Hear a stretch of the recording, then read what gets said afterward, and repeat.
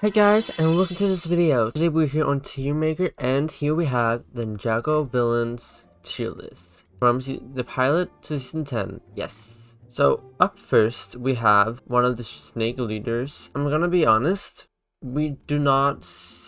I guess more to see. Oh, the categories. We have amazing. All right, not bad, but not good either. We have bad. More to see, as in they can be developed more and can be fleshed out even more. And memory is just, I don't remember enough specifically about them, or if I haven't watched or read a comic therein. But up next we have Acronics, which I think actually that's just fine.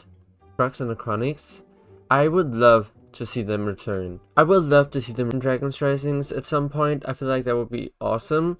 And they'd be great villains again with the new ninja, and if they have their powers, or even if they're maybe Lord Ross's masters. I don't know how they'd be that, but the next one we have here is Clancy. Now, this a villain one, but he's not a good villain, but I love Clancy, so it's gonna work there. And actually, the biggest part of the reason why I put this one down here is because of Klaus. I haven't read the comics of the Dark Island, so he's going down here. One day be fairly rated. Here we have the Serpentine, or not the Serpentine leaders, but whoa, Vermilion leaders, generals. They're fun. They're alright. All of them, like, there's not much to them. I wouldn't put them in amazing, but they're alright. Her, I don't remember her name right now, but we don't see a lot of her, so I think not bad, and I guess alright. Yeah. Okay, we don't really see that much of him, but he's so cool. As the kids would say, he's like aura farming when he does, like, look at him, he's so cool. And he knows ninjutsu. If there was one, if I were to make another one between amazing and alright, he'd be there just because he's cool. Rule of cool. Yeah, they're alright. They're fun. I really like them, but they're not amazing. Okay, actually, I need to add another one. Okay, this is just the new one. It's called, let's call it, I don't know, Between and Rule of Cool.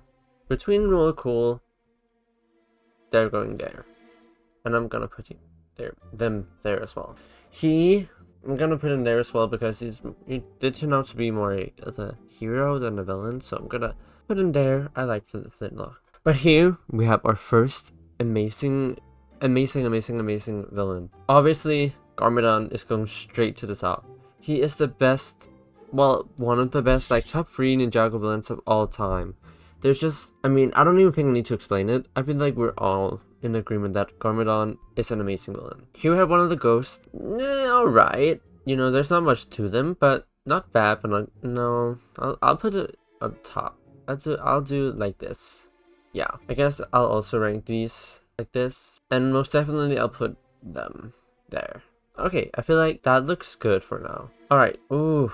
I don't know if I'd put him in amazing, but put him in alright. But I guess as a villain, he's like much more of a villain than these two. But yeah, he's a good villain. It's been a little while, like maybe a month since I last watched season 9, and I really enjoyed him. He's a good villain. I don't like him as a person. He kills dragons. So yeah, great villain. Maybe I'll move him up to amazing later. Maybe. Alright. He's alright. I liked him in season 8, but he just kind of fades out in season 9 and 10. Not in a way that like bothers me, but there's just not much to him again. I like his character design though. I feel like alright just sounds mean. Alrighty. Okay, is it nostalgia blindness if I put him up in amazing? Yes! Then I should put the arm. No.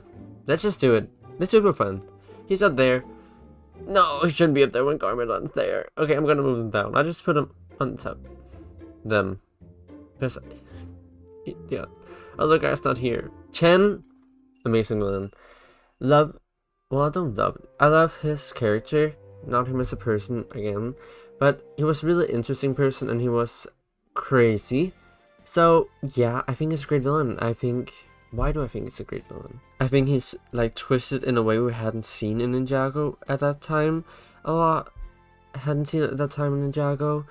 And the fact that he was willing to sacrifice his daughter, like, he's pure evil. He is very evil. So, amazing villain. Moro, I'm gonna put him above Chen. Moro, he's such an interesting character because he's not a villain at heart like Chen is, or corrupted Garmadon. No, not even corrupted Garmadon. Even when there's no goodness in Garmadon, he was still able to find goodness. That's his goodness, his core. And the same goes to Moro. He was a child, teen, well, still, yeah, basically a child. He really just felt betrayed. What he did, like, isn't alright, it's not okay, but he's now trying to be a better person in Dragon's Risings, and I feel like that's really amazing. So I'm gonna put you there, Moro. Love you. Mr. E, he's really cool and a great villain. I was really intrigued by who he was, and when he was an android as well, or a robot, I was shocked. I was. So, and he looks cool, and he's real skilled. But I think I like the Iron Baron. I like him more. Right. Nauticon? Whew. I think Nautocon's a better villain just because he's really smart. He's like, he was able to outtrig Wu and Sane. Not outtrig, outsmart. That's a huge feat. And he did actually win. If it was not for Jay's last wish, he would have won.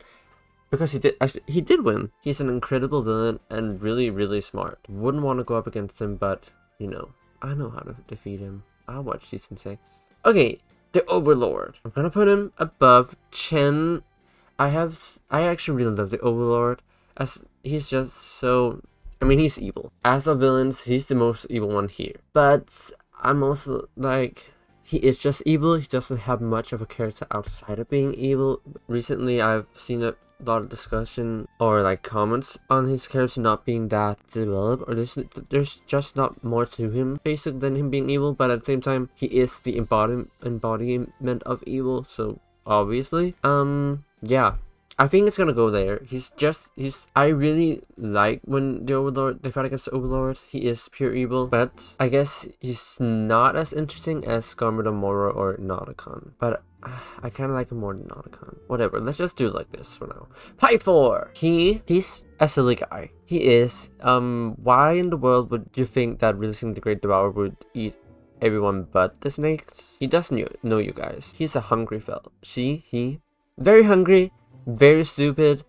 Great villain though. I kind of like him more as an anti-villain kind of thing when they're doing that. Maybe we should bring Pythor back for a real villain storyline. Maybe not. Let's put him here there for now. Alrighty, we have Samukai. Also, not much. We didn't see much of him, but what we did see, he was very evil. And as well, but for what we did see from him, he was a bit crazy. I feel like he did try to double cross Garmadon. Didn't go great, but I actually would have loved to have seen more of that. Not Nauticon, Samukai. He's cool. He's got 4 arms before even Garmadon did. He's really awesome.